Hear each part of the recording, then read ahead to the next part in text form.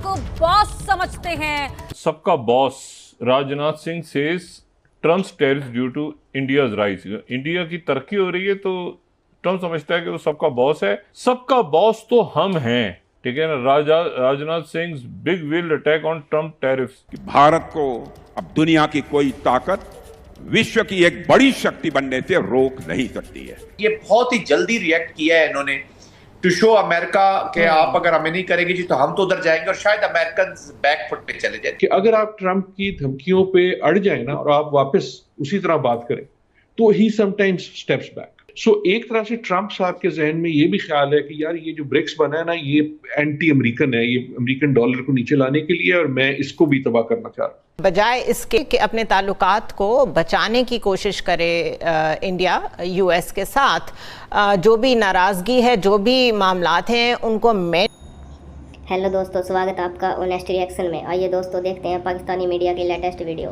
तो दोस्तों, भारत को टैरिफ के नाम पर धमकाने वाले ट्रंप को भारतीय रक्षा मंत्री राजनाथ सिंह ने दुनिया के सामने भारत से पंगा ना लेने की उल्टी धमकी दे दी है और साफ कर दिया है कि आज का भारत दुनिया का बॉस है। अमेरिका भारत का बॉस बनने की कोशिश ना करे। आज पूरे विश्व में भारत की इकोनॉमी का डंका बजता है और भारत ने यह मुकाम किसी भी देश की मेहरबानी से नहीं बल्कि अपनी काबिलियत से हासिल किया है। दोस्तों, भारतीय रक्षा मंत्री के ये कड़े बोल पाकिस्तानियों को रास नहीं आ रहे हैं। तो दोस्तों आइए देखते हैं आगे की video. Global power whether we like it और नॉट, उसके साथ आप रिएक्टिव मोड में नहीं चल सकते। जो रिएक्शन अपनी डोमेस्टिक ऑडियंस को देता रहा है इंडिया, जो पाकिस्तान को देता रहा है, जो बुली करने का तरीका उसका साउथ एशिया में रहा है, now it seems it is applying the same to US which won't work. और अपने आप को डायरेक्टली अलाइन करना, सिग्नलिंग करना कि ठीक है फिर हम भी रशिया की तरफ जा रहे हैं। My question was to general Zahid के क्या ये उन्हें हेल्प करेगा इंडिया को कि ये एक और अपने गले में मुसीबत डालने जा रहे हैं और ये रिएक्टिव पॉलिसी है, ये रिस्पॉन्स नहीं है, ये रिजॉल्व नहीं है। मेरा अपना ये ख्याल है कि इंडिया वाली बातें जो हैं दोनों इस वक्त चेस्ट बीट कर रहे हैं। I do think they will come back to some better place. एक इंडिया ने शायद ये सीखा है रूस से और चीन से खुसूसन, लेकिन शायद ब्राजील से भी।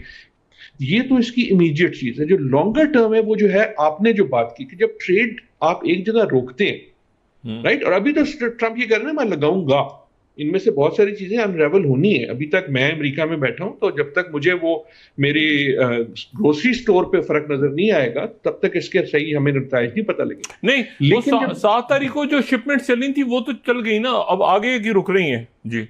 हाँ, लेकिन यार वो 7 वाली अभी मेरी ग्रोसरी स्टोर नहीं पहुंची ना। अच्छा ठीक है। तो मैं जब कल केले लेने गया जी ग्रोसरी स्टोर पे तो वो केले की कीमत तकरीबन उतनी थी। वो थोड़ी देर उनके पास स्टॉक होगा, मैं ये कह रहा हूँ ये बैठेगा ना ऊंट, और जब बैठेगा तो वही बात है जो आप कर रहे हैं कि सिर्फ ऐसा नहीं होगा कि अमेरिका ट्रेड लगा देगा टैरिफ। देखो ना, आप टैरिफ लगाते हैं तो क्या होता है कि मेरा जो माल है उसकी कीमत तो वही है, मैं तो उतने का ही बेच रहा हूँ। अब जब मैं वो अमेरिका पहुंचाऊंगा तो मैं उस पर 19% पाकिस्तान या 50% अमेरिका या 25% कोई और जो है उसको खरीदने वाला वो देगा और वो कीमत वो किसी तरह पास कर देगा कंज्यूमर को, या वो मुझे कहेगा कि तुम इसकी कुछ कीमत कर लो, मेरा माल की कीमत बढ़ गई। अच्छा, मैं क्या करूंगा? मैं ढूंढूंगा कि यार मेरी जो प्रोडक्शन है वो कोई और ऐसी जगह है जहां मैं बेच सकता हूँ। सो आई थिंक कि हम व्हाट वी आर सीइंग में जो पहली बात कर रहे थे ना अपने 4 पॉइंट्स की, bye bye old USA, new global economic order, alliances और न्यू रूल्स ऑफ वॉर, उसमें इकोनॉमिक ऑर्डर का ये है कि जो ट्रेड का एक निज़ाम था जिसको हम ग्लोबलाइजेशन कहते थे, जिसमें हम मोस्ट फेवर्ड नेशन कहते थे, जिसमें चीज़ों की जो आमदोरफ्त थी ग्लोबली कि आपके फ़ोन के जो पार्ट्स हैं वो बनेंगे कहीं, असेंबल होंगे कहीं, बिकेंगे कहीं, वो सिस्टम अनरेवल हो रहा है partly by design, partly by default, which means के सारी दुनिया के जो ममालिक है हमें भी यही करना चाहिए। उन्हें ये भी सोचना चाहिए कि यार अगर अमेरिका अब अनस्टेबल मार्केट है कि उसके टैरिफ आगे पीछे जा सकते हैं, मान लिया कि सबसे बड़ी, लेकिन are there other things? The most important thing, the reason मैंने ब्रिक्स का जिक्र किया इज द फॉलोइंग। ब्रिक्स जो था ना अभी तक वॉज एन इंटरेस्टिंग आइडिया, लेकिन उसके कोई टीथ नहीं थे, राइट क्योंकि उसमें इंडिया भी था जो काइंड ऑफ अमेरिका लीनिंग था, उसमें चीन भी था जो बजाते खुद एक बड़ी पावर है, and so on so fourth.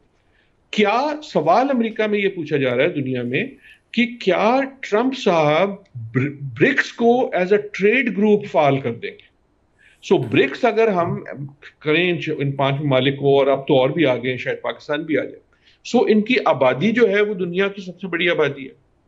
इनकी जो जीडीपी है वो अमेरिका से और अमेरिका और ईयू की जीडीपी से बड़ी है। राइट। सो अभी तक जो है ब्रिक्स का मसला ये था कि ब्रिक्स की ये सारी डिटेल्स तो थी, लेकिन वो आपस में कोई ट्रेड नहीं करता था।